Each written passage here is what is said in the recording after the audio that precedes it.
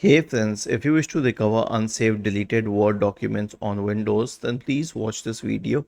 I will guide you through the procedure. So select File and then you can go to the Info tab. On the list on the right hand side, select Manage Document and click on Recover Unsaved Documents. Now you will see all the copies of the unsaved documents.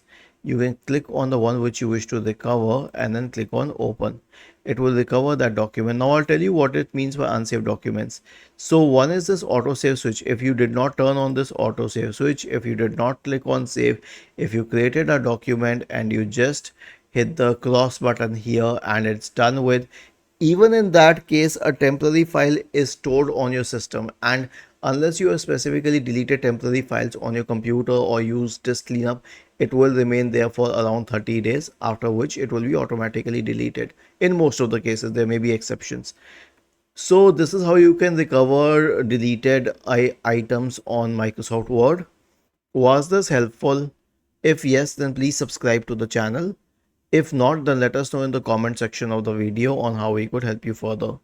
Thank you for watching this video and have a nice day.